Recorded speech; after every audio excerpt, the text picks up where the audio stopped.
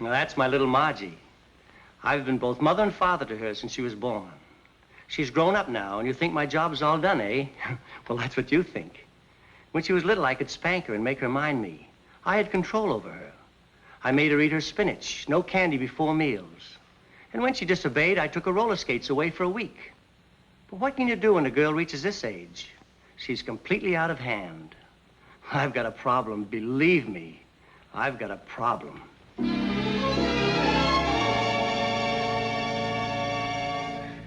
That's my father. I've raised him from childhood. That is, my childhood. He's nearly 50 now, and you'd think he'd settle down, wouldn't you? Well, that's what you think. Today, he looks better in shorts on a tennis court than fellas 25. Girls wink at him, and what's worse, he winks back at them. I want a nice, old, comfortable father. I try to look after him, but he just won't settle down. I've got a problem, believe me, I've got a problem. Good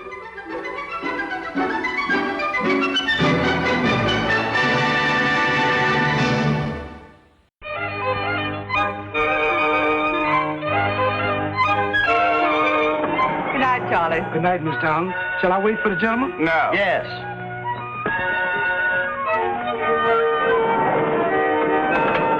It's rather late. Why, it's the shank of the evening. It's 2 o'clock.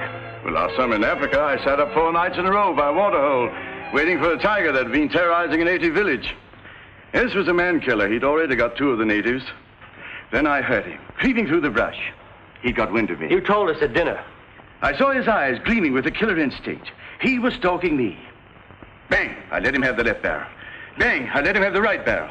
And he fell 3 feet in front of me. It didn't happen that way. What? Bang, you let him have the right barrel, and then bang, you let him have the left barrel. But I always fire the left barrel first, old boy. You didn't at dinner. Why, I'm quite certain that I did. Or perhaps the waiter disturbed your aim. Now, nothing disturbs my aim. Now, don't argue, boys. Please. Good night. Good night. Well, good night. You said that. It is late, you know. Well, you'll be in bed soon. You live just down the hall, don't you? Well, you live on the other end of town. You may have trouble finding a cab. Oh, don't worry about me, old boy. I love to walk. You love to walk? Yes, I love it. Especially in the early hours of the morning. Oh. Well, Roberta's tired. Are you, Roberta? Well, of course she is. Look at her. Circles under her eyes, shadows. Why, the poor little thing looks awful. Oh, what a very nice compliment, Vern. Oh, Roberta, I didn't mean it like, what... He's just trying to get rid of me. Yes. Well, I mean, well, that's a little, putting a little... well, don't trap me. Say, Mr. Craig, what did happen to that tiger? I killed him. Good night, boys.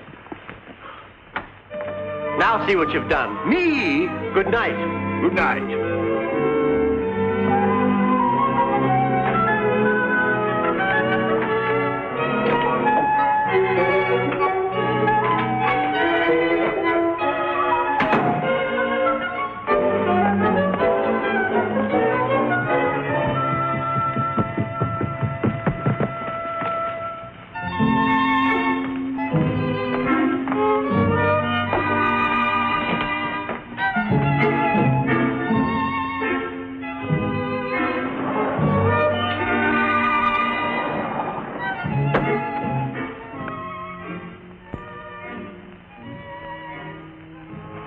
Eyes gleaming with a killer instinct. What? Oh, nothing. Good morning, sweetheart. Good morning. Do you know how they shoot tigers? They tether a tame goat out as bait. That's what they do. Is that on the front page? Just a point of general information. They tether a poor, sweet, defenseless little goat as a decoy, and mark my words, 9 times out of 10 they miss, shoot the goat, and the noise frightens the tiger to death. Oh, Dad, chuckle, chuckle. And I'm certain that's what happens. Why so bitter against big game hunters? Gasped anxiously. Oh, Margie, I don't mind your looking at the comic strips, but for goodness sakes, don't go talking like them, especially the descriptions. It kind of makes them funnier. I'll try not to do it, though, Dad, sob. Margie. Did I do it again? Oh, groan. Please. Okay, I'll control it. Oh, gasp. You said? Oh, now you got me doing it. What chuckle was in the envelope? Honeywell's giving a masquerade party. Oh, good. Good? What's so good about it? You know Honeywell's parties. Nothing but business. Mr. and Mrs. First National Bank. Mr. and Mrs. Mortgage and Trust Company. Not for me. When I go to a party, I want to have a good time. But, Dad, you have to go. Mr. Honeywell is your boss. I happen to be the executive vice president of the company. Of which he is president. Oh, yes, well. We go to the party. Margie, don't be sagacious. It's not becoming at your age. My, aren't we grumpy this morning? What's it all about, including the hatred of big game hunters? Oh, nothing. An old friend of Roberta's came along on our date last night. Competition? Oh, goody, goody. Don't you like Roberta? I adore Roberta as an older friend for me, but not as a future wife for you. Listen, sugar, you're coming pretty close to wanting to have your cake and eat it, too. And what red-blooded American woman ever stops trying to do that? Oh, I never win an argument. I never even finish. I wish I could come in at least a bad second sometime. What are you doing for lunch today? I'm having lunch with Roberta. And alone, I hope. Why? I thought I might come downtown and we could pick out our costumes. We're not going to the party. Oh, groan. You're going to be difficult to convince. Groan, gasp, choke, sob. We're not going to Honeywell's party. Oh, stars, exclamation points, asterisks, and pinwheels. Margie, stop swearing. Yes? Mr. Honeywell is here. Honeywell? Yes, sir. Oh, well, send him in. Good morning, my boy. Good morning. Morning, Mr. Honeywell. Beautiful morning. All right, beautiful. Say, isn't that a new girl we got out there at the reception desk? I think so. Well, do you think she's quite the type for our business here? You know, we can't be too careful. I thought when you retired, you turned the reins over to me. I did, and you're doing a wonderful job, and I'm proud of you, my boy. I'm proud. Well, then why don't you let me run it? Well, you know how it is. When a man gets my age and he's been active all his life, why, I have to come in once in a while and say hello. You haven't missed a day at the office since you retired. By the way, I saw Ed Carter at the club last night, and he invited us over to lunch today. Oh, I happen to have a luncheon engagement. Carter can throw a lot of business our way. Now, let's get that straight. Our firm doesn't get business over a lunch table. We get business on our ability. Well, all right, all right. If you don't want to go, just say so. I'll telephone Ned and tell him you won't be there. Say, what are you up to? Me, nothing. You don't usually give up that quickly. What do you want? All right. Why do you always suspect me of some ulterior motive? Because you usually have an ulterior motive, and sometimes you have an ulterior motive behind that ulterior motive. Well, let's not argue. I suppose you'll bring it out when you think the time is ripe. Coming to my party? Oh, so that's it. Yeah, now, don't get excited. I'm not getting excited, and I'm not going to any masquerade party either. Now, think how it'd look if you didn't show up. They'd think I'm losing my grip. Whatever made you think you had a grip on me? I didn't mean it that way. Well, what did you mean? Well, now, don't argue, my boy. If you don't want to go, just don't.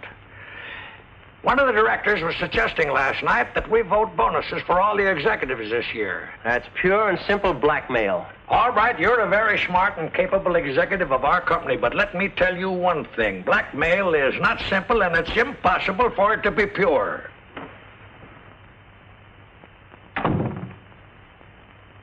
Yes, sir?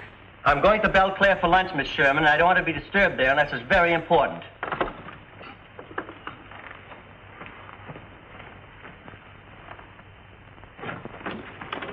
Dad, I thought that maybe after lunch we could go to the costumer. Too late now, sweetie, and I've already told Mr. Honeywell we're not going to his party. Goodbye.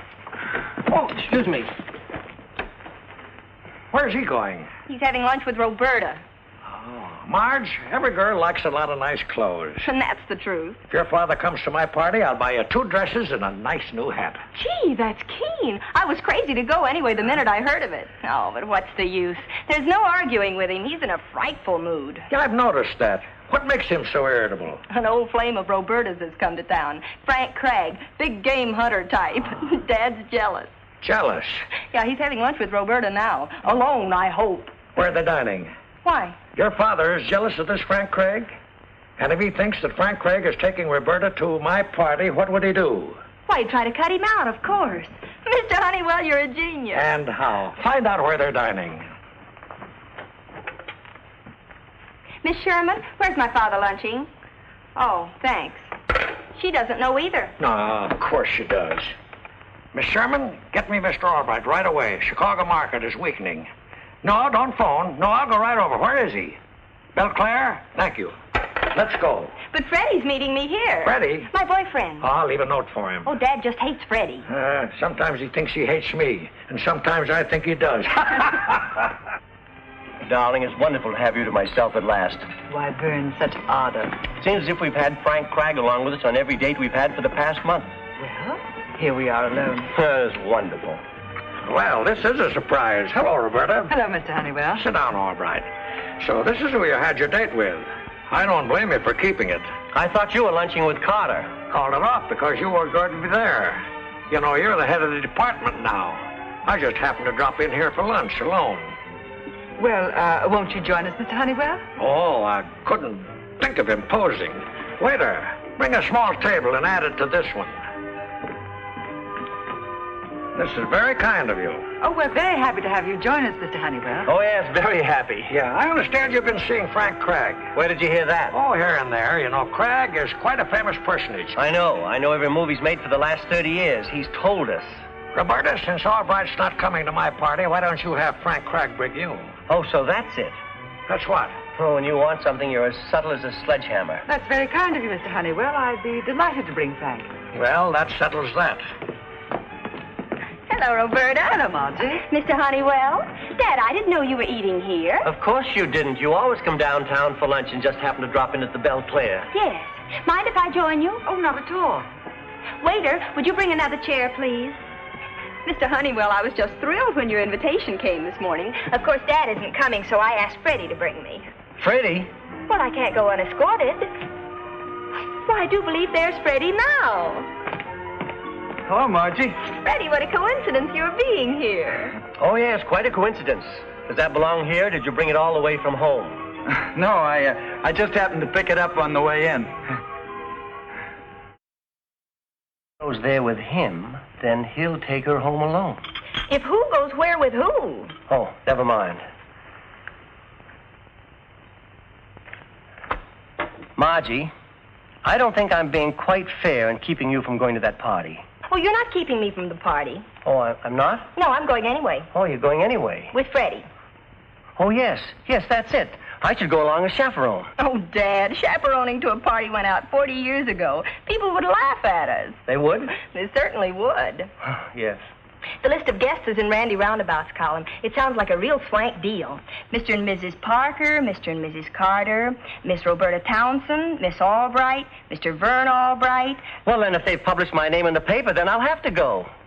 Nobody pays any attention to that. But, Margie, I think I should go. Dad, if you went just because your name was published on the guest list, it would be silly. Silly? Downright silly. Oh, well.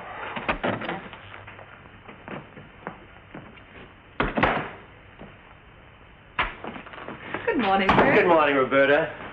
You know, dear, I've been thinking. Yes? It would be selfish for me to make you go to that party with a crude fellow like Frank Craig. Oh, I don't find Frank crude. Oh, hadn't you noticed it? He's likely to start stalking the guests. Oh, Vern. And so if you really want me to, I'll escort you to the party. I've already asked Frank. You've already asked Frank? Yes, he phoned last night. Oh, groan. What? Oh, nothing. That's just an expression. Morning, Miss Townsend. Good morning, Charlie. Beautiful morning. Oh, yes, for all you know, could be raining lions and tigers.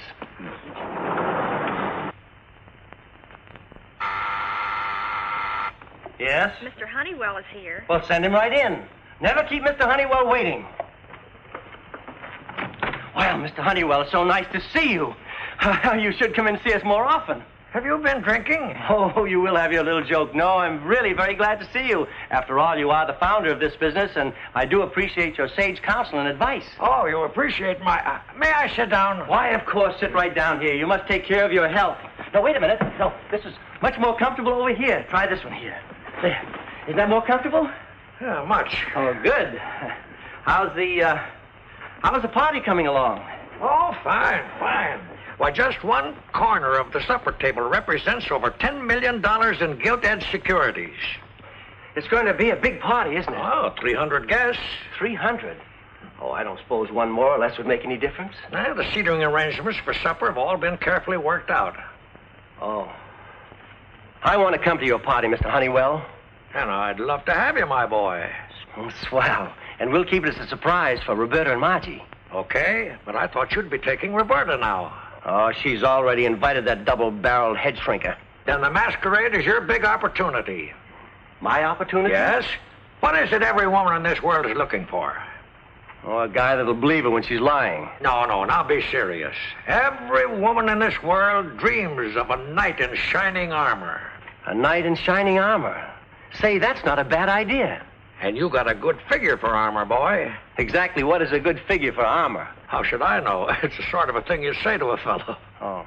Oh? Say, did you see the write-up Randy Roundabout gave the party? Randy Roundabout? Yes, yes. There it is right there. Among those present at the Honeywell soiree will be Mr. and Mrs. Carter, Mr. and Mrs. Palmer. The third, Mr. and Mrs. J.L. Hanley, Mr. Frank Craig, Miss Roberta Thompson, Miss Albright, Mr. Vern Albright, Mr. and Mrs. Van Dorn. There's certainly going to be a lot of nice empty apartments that night. Let's see.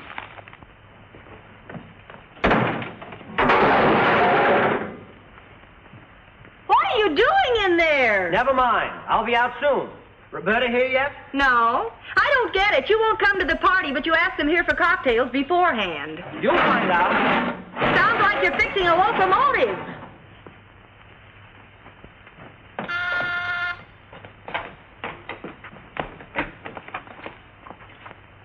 Gee, Margie, you look out of this world. You look nice yourself. What's all the racket? I don't know. It's been going on for half an hour. Margie? Yes, Dad? Who just came in? Freddie. Well, tell him to get the monkey wrench. It's in the living room and bring it here.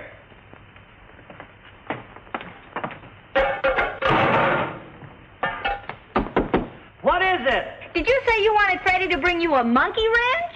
Yes? Why? I can't get my coat buttoned. Well, here's the wrench. Hey, you know, he doesn't like me very well. I wonder if maybe he's building a trap. Silly. Thank you, Charles. Oh, Miss Craig. Yes? I didn't want to yell this out loud. Excuse me for mentioning it, but you know you forgot to put your trousers on? My trousers? Oh, no, this is a masquerade costume.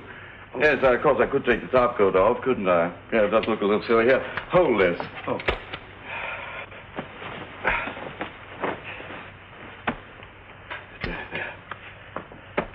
How's that?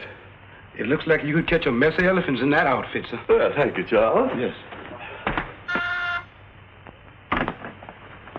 Roberta, darling, you look a dream. Thank you, Frank. You look very manly. Oh, just an old safari suit and a 303 heavy bore elephant rifle. What's that for? Oh, I thought we might persuade Vern to go along with us. Now, why does he have to go every place we go? Now, be good, Frank. Well, What are you doing in there? You wouldn't believe me if I told you.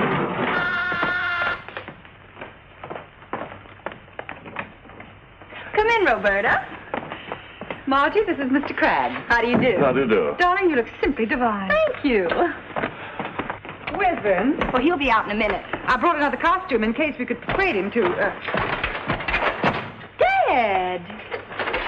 Vern, you look wonderful. Mr. Honeywell loaned it to me. Then you are coming to the party. The old boy pleaded with me, and well, you know how it is. Might as well be prepared to guard the portcullis. Come with me.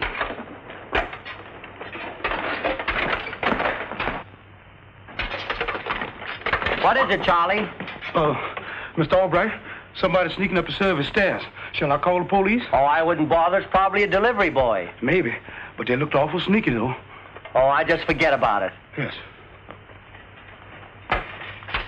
Oh, it seems like a year since I've kissed you. Well?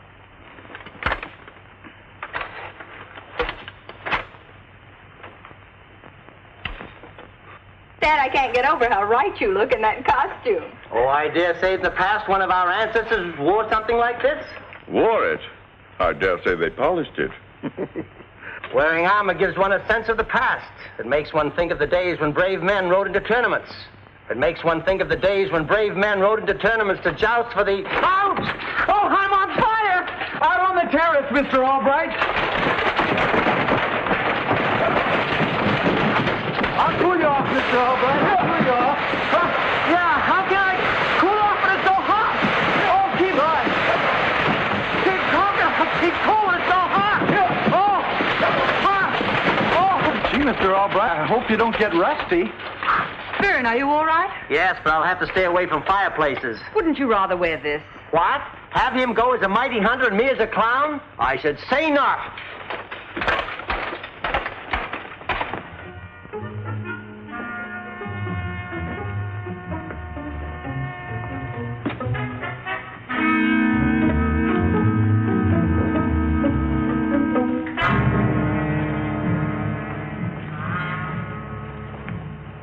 Then the bull elephant trumpeted.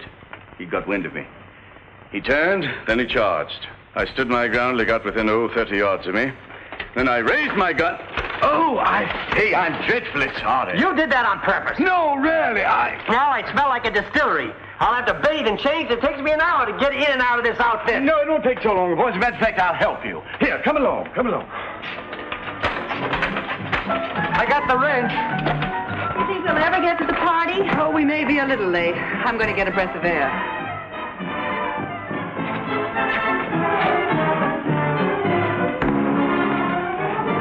Where's Roberta? On the terrace. Come on, Craig. You said you'd help. Margie, come in. Roberta! Oh, Roberta! Oh, there you are, darling.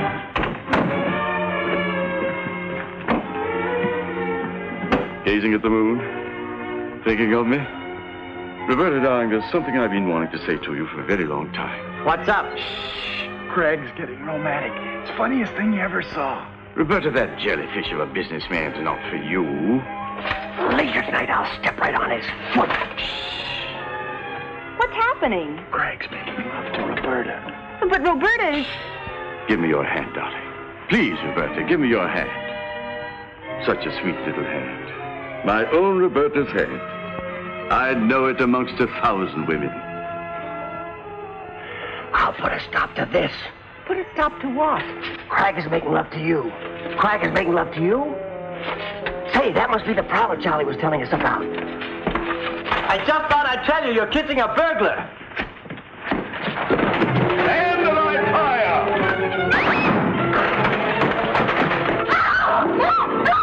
And the light fire! Don't do that in here, you fool! Now, wait till I catch him. Raise it over here. Here! Hold him there! Hold him there!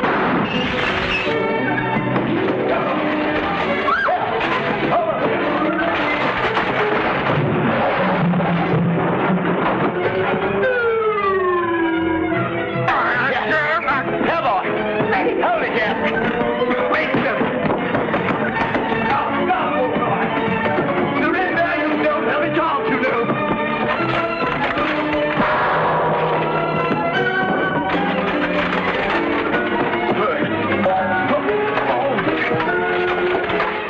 I'll help you, Mr. Albright. Where is he? Did he get away? No, you knocked him out. 3 cheers for the Armored Brigade.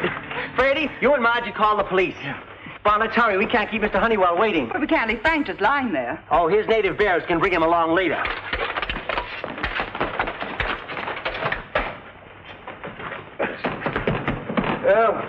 Oh, what happened? You shot a tiger. I did? Yes. Here's the head for your trophy room. Oh, my goodness, I've done it at last. Do you know it's a rare, bone-headed pygmy tiger?